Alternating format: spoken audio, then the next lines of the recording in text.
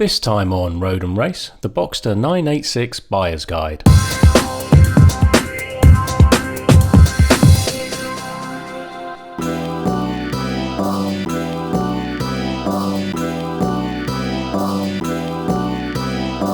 Having owned a 986 Boxster for 2 years, here's my guide to getting a good one. I'll go through how much you should expect to pay, clarify what maintenance items should have been done, detail common problems, and highlight the changes and revisions over the years. But first, let's get one problem out in the open.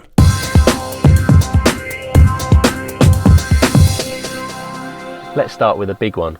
You may have heard that Boxster 986 engines are prone to failure. A small bearing, here in red, fails, causing the intermediate shaft, IMS, shown here in blue, to become loose, which throws off the engine timing, and basically causes the engine to eat itself. More worryingly, if this happens, it does so without any real warning. So you should stop right here and walk away, right? Well, let's look into this a bit further. Two different bearings were used in the 986. Cars built between 1997 and 2000 use a double row bearing. To reduce engine noise, cars built between 2000 and 2006 use a single row bearing, and these are the ones more prone to failure. As disclosed in the Porsche v Eisen IMS class action lawsuit, the single row IMS bearing is reported to have an 8% failure rate versus less than 1% with the dual row bearing. One theory on why the single row bearing fails is that the grease that comes with it slowly gets flushed away by the engine oil. If this is such a big problem though, why do only 8% of engines fail? Well, after this grease gets flushed out, the normal engine oil can continue to lubricate the bearing. So whilst Porsche recommend a 12,000 mile oil change, most people generally advise now changing the oil and filter every 5,000 miles. This way you get nice clean oil lubricating the bearing, and because the filter is being changed more often, there's less chance of dirt and debris building up and causing a problem. Generally, it's cars that have been driven and driven harder that tend to have IMS bearings that last longer. The theory here being that the splash lubrication effect that the bearing will get tends to be greater when the engine revs are above 4,000. The only early warning for IMS bearing failure is that you may find gold deposits in the oil filter when you change it.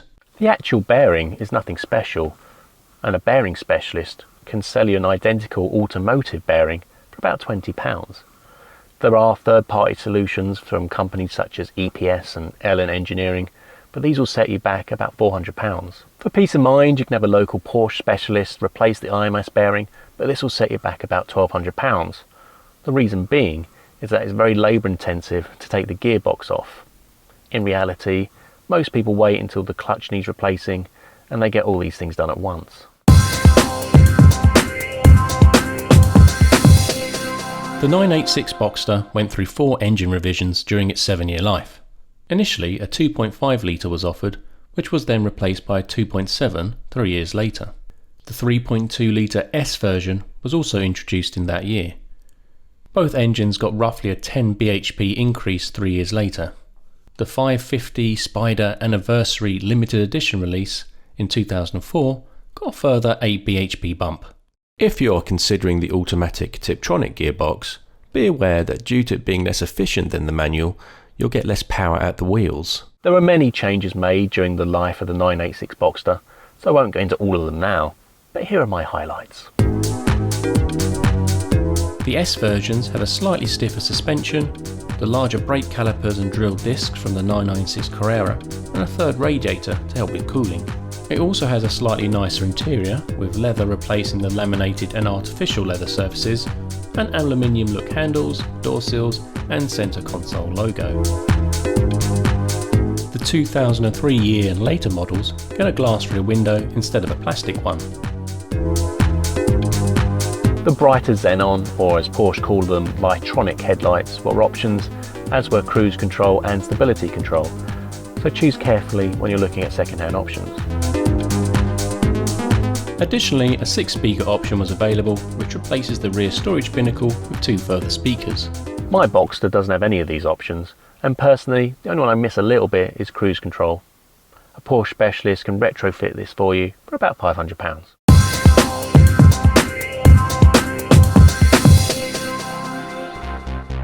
The rear plastic window will turn cloudy and potentially split if not nourished regularly with a suitable product.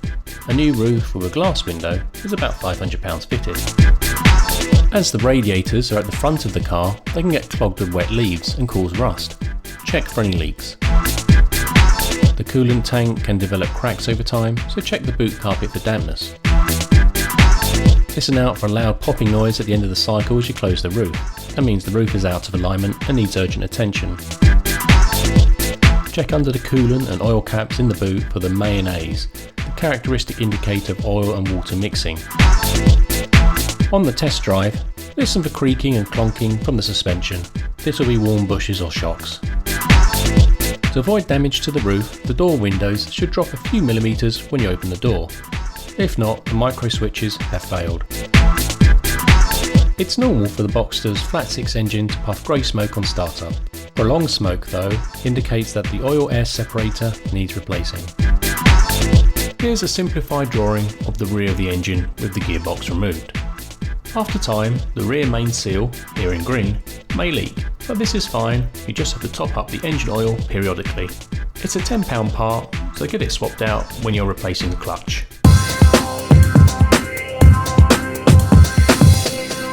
When buying a second-hand Boxster, it's important to make sure it's been serviced correctly. Porsche operate a major minor schedule for maintenance every 12,000 miles. It's an engine oil and cabin filter change for the minor, and also an engine oil filter and air filter change with the major. Spark plugs should be changed every 4 years and brake fluid every 2. Here I've summarised Porsche's maintenance schedule. At 48,000 miles, the fuel filter and serpentine or poly rib belt should be changed. At 96,000 miles, the transmission fluid should be changed. Here's my real-world maintenance schedule. At 48,000 miles, the brake discs, clutch and ignition coils will probably need doing. It's cost effective to replace the IMS bearing and RMS with the clutch. The coolant needs replacing every 5 years, so may be due now too. At 96,000 miles, these will probably need doing again, and it's also likely that the suspension will be reaching the end of its life, so look to see if the suspension arms, bushes and shocks have been replaced. The oil-air separator will probably need replacing, and the differential fluid will need changing on the automatic Tiptronic cars. The good news is that most of this work is quite straightforward, and I have how-to guides on most of these items. The only thing I'd pay someone else to do is to replace the clutch, IMS bearing and RMS, simply due to the weight of the transmission and the amount of time it takes to do.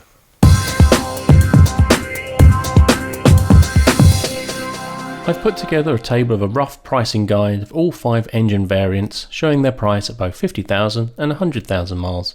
At 50,000 miles, the sweet spot appears to be a choice between the 2000 year 3.2 litre or the 2003 year 2.7 litre, the former being faster and more track focused, whilst the latter having the glass window and glove box. At 100,000 miles, there's not much price difference between buying a 2.5 or 2.7 litre car.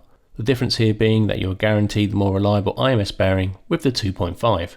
Remember that buying the 3.2 litre car is more expensive to run due to the worse fuel consumption and higher insurance costs.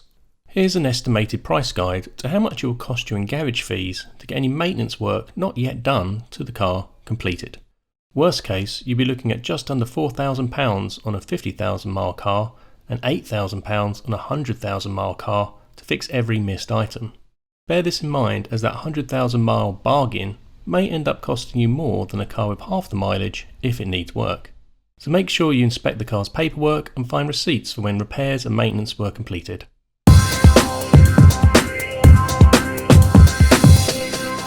In summary, I just wanted to say that even though I've listed many potential problems, in general the Boxster's a very well built car and for me has never let me down. Cars with a single row IMS bearing do have the potential for engine failure, but you can mitigate a large part of the risk by spending £70 in parts and changing the oil and filter yourself every 5,000 miles, and by getting the bearing replaced with every clutch change. Also, make sure to drive the car like it was designed to. For a mid-engine car, it's very easy to work on, and most spare parts are now cheaply available from the usual discount superstores. For the money these cars are currently going for, you'll struggle to find a better example of a modern sports car in the price range.